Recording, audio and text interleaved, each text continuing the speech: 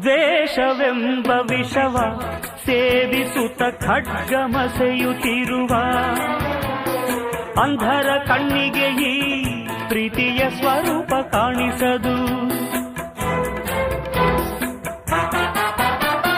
ಮನಸ್ಸು ಕಣ್ಣು ತೆರೆದು ನೋಡಿದರೆ ಎಲ್ಲ ಶೂನ್ಯವಿಹುದು.